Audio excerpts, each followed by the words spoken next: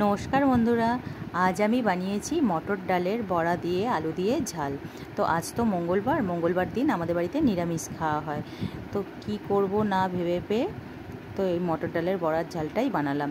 তো আগে থেকে আমি রাত্রিরে ভিজিয়ে রেখেছিলাম ডালটা, তাকে আমি মিক্সিতে পেস্ট করে নিলাম। আর এদিকে আমার ছেলে এসে জিজ্ঞাসা করছে, মামাম কি বানাচ্ছ? মিক্সি একবার চললেই হয়, সঙ্গে সঙ্গে চলে আসবে মামাম আজকে আবার নতুন কি বানাচ্ছে। তো আমি ওকে বললাম সেরকম কিছু না, স্কুল থেকে এসে দেখতে পাবে কি বানাচ্ছি। তারপরে আমি বড়াটাকে ভাজবার জন্য কড়াতে অল্প তেল দিলাম। এটাকে আমি ডিপ ফ্রাই করব না। আর আমি বড়ার ব্যাটারটাকে আগে থেকে নুন আর হলুদ দিয়ে ভালো করে ফেটিয়ে নিয়েছিলাম। তো একটা একটা করে আমি বড়াগুলোকে ছেড়ে দেব। বেশ কিছুক্ষণ হয়ে যাবে, তারপরে আমি একটা একটা করে উল্টে পাল্টে ভেজে নেব। এরকম লালভাবেই ভাজবো। তো আমি ডিপ ফ্রাই করছি না, কেন রেগুলার ডিপ ফ্রাই করা জিনিস খাওয়া তো ভালো না, সেই জন্য অল্প ফ্রাই করে নিচ্ছি অল্প তেলে। তো তারপরে আরও কিছুটা আমি বড়া এইভাবেই ভেজে নেব, এক এক করে ভেজে আমি তুলে রাখবো। এরপর আবারও আমি কড়াইতে তেল দিয়ে দিলাম। তেল দিয়ে একটু জিরে ফোড়ন দিয়েছি। জিরে ফোড়ন দেওয়ার পরে তাতে আমি আলুগুলো দিয়ে দিয়েছি। আলুগুলোকে আমি বেশ কিছুক্ষণ ঢাকা দিয়ে নুন হলুদ দিয়ে নেড়ে নিয়ে 3টে কাঁচা লঙ্কাও দিয়েছি। তো এইভাবে ভেজে নেব। যখন একটু ভাজা ভাজা হয়ে যাবে, তারপরে আমি ওতে দিয়ে দিয়েছি একটা বড় সাইজের কেটে রাখা টমেটো। তাতে দিয়েছি 1 চামচের মতো আদা বাটা, আর 1 চামচ ধনে বাটা, 1 চামচ জিরে বাটা। তো এইরকম মশলাগুলোকে দিয়ে আমি ভালো করে বেশ কিছুক্ষণ কষে নেব। তো দেখেই বুঝতে পারছো তেলটা ছেড়ে এসেছে।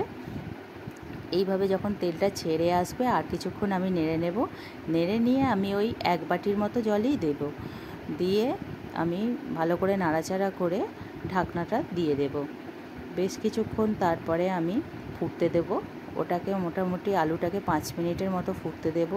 মোটামুটি একটু সেদ্ধ হয়ে আসবে, তখন আমি বড়াগুলো দিয়ে দেব। বড়াগুলো যদি আমি আগে থেকে দিয়ে দিই তাহলে বড়াগুলো ভেঙে যাবে আর খেতেও ভালো লাগবে না, তরকারিটা ঘাটা ঘাটা হয়ে যাবে। সেই জন্য আমি বেশ কিছুক্ষণ থেকে ফুটতে দেব। তো 5 মিনিট হয়ে যাবে, তারপরে আমি খুললাম। খুলে এবার বড়াগুলোকে দিয়ে দেব। বড়াগুলো দিয়ে আর কিছুক্ষণ নাড়াচাড়া করে আমি বড়াগুলোকে সেদ্ধ হতে দেব। আরও 5 মিনিটের জন্য ঢাকা দিয়ে দেব। তো তারপরে আবারও 5 মিনিট হয়ে গেলে আমি একটু গরম মশলা অ্যাড করে নেব। গরম মশলাটা অনেকে নামানোর সময়ও দিতে পারেন, তো আমি ফোটার সময়ই দিয়েছিলাম। তো তারপরে আমি দিয়েছি বাদাম বাটা, আর একটু চারমগজ বাটা, আর একটু পোস্ত বাটা। নিরামিষ তরকারিতে পোস্ত দিলে ভালোই লাগে, এটা সবাই জানে। সেই জন্য একটু বাটা ছিল যেহেতু আমি দিয়ে দিয়েছি। তো এটাকে আমি আরও কিছুক্ষণের জন্য হতে দেবো। আর হ্যাঁ, আমি অল্প চিনিও এতে অ্যাড করেছিলাম, সামান্য দিয়েছি। তারপরে আমি ঘি 1 চামচের মতো দিয়ে গরম গরম পরিবেশন করলাম এই বড়ার রেসিপিটা।